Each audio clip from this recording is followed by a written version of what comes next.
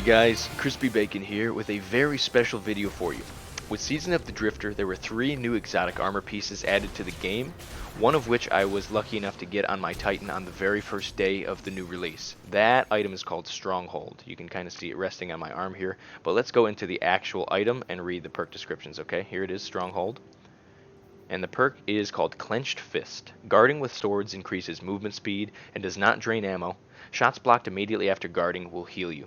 So on the surface level, this seems like a very situational perk, and at first I was a bit worried that it was going to be underpowered. I figured that as you would hold up a sword and block damage, you would still have ammo drained from your sword the longer you held it up, but that is not the case.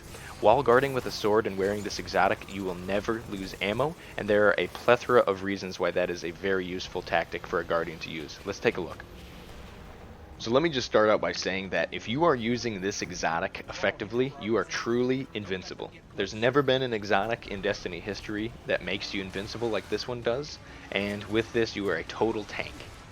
It's kind of a big moment for Destiny history, to be honest, because there's never been an exotic that makes you undying like this one is, and I really just can't wait for the community to find those perfect niche situations where being invincible like this really comes in handy.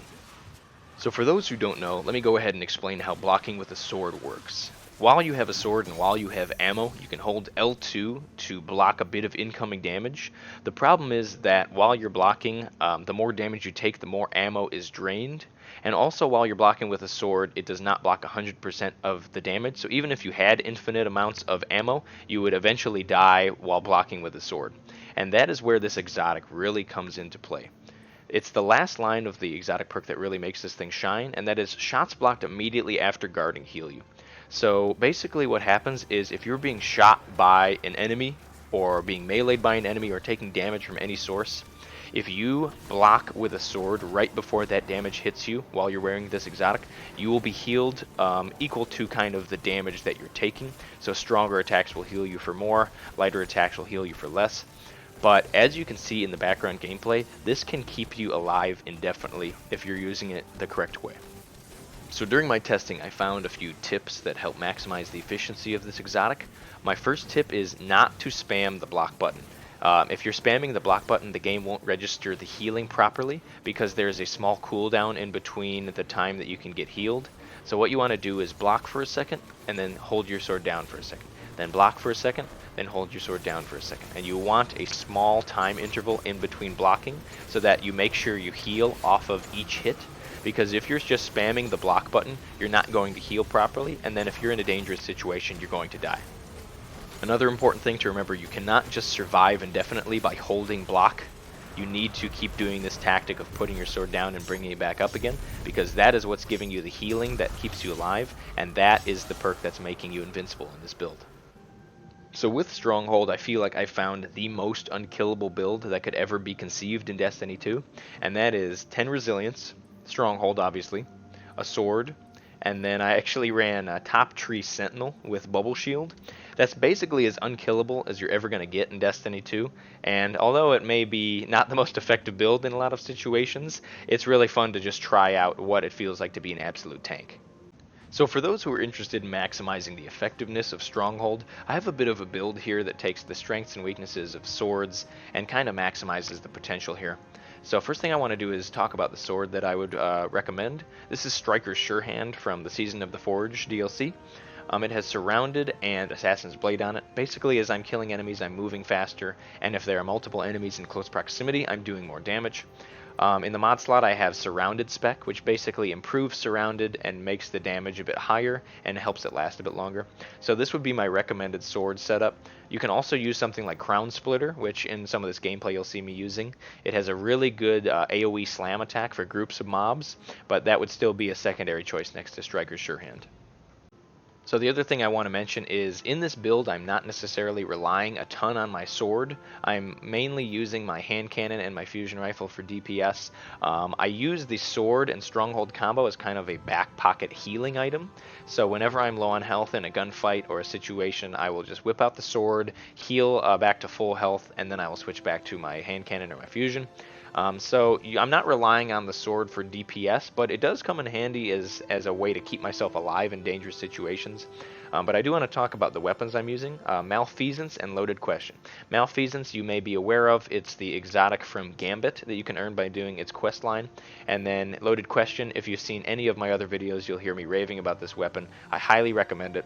But with these two weapons, you can kind of not rely on any heavy ammo throughout an entire encounter, because between these two, you can do a ton of damage, and the ammo consistency is relatively sustainable. So I do have a bit of commentary on how I think this exotic performs in the current meta.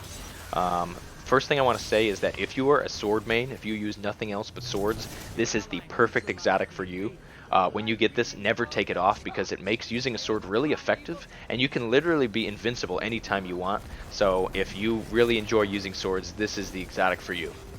If you do not tend to use swords, I'd say try this exotic out and see if you like it. Even though I'm not much of a sword user, I still found a bit of use out of this exotic. I would mainly use my primary and my energy weapon, and then if I was about to die, swap over to my sword, get a quick heal, and then go back to what I was doing. I found that tactic pretty effective, and it was a very empowering feeling to know that you can at any time get full health just by holding up your sword. So in that way, it's a very useful exotic.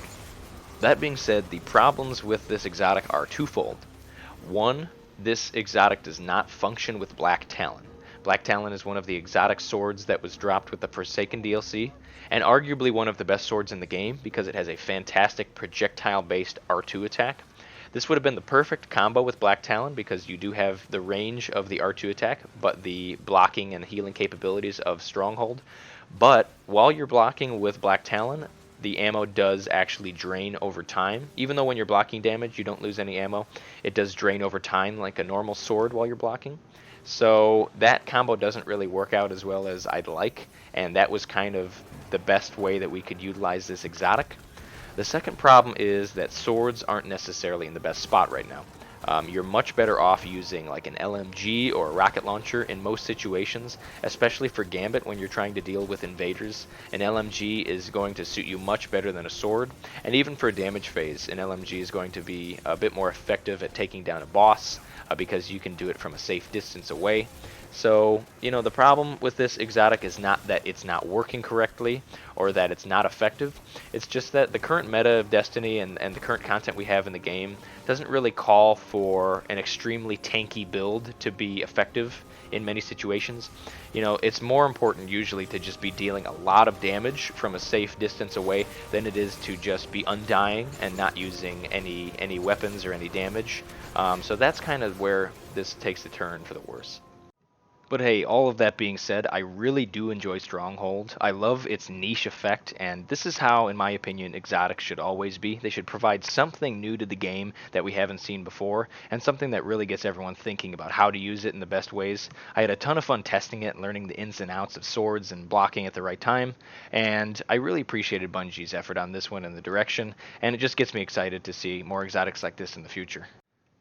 But hey guys, thank you so much for watching the video. The support lately has been absolutely unreal, so I want to take the time to appreciate all of you that are helping to sustain this channel by offering your feedback.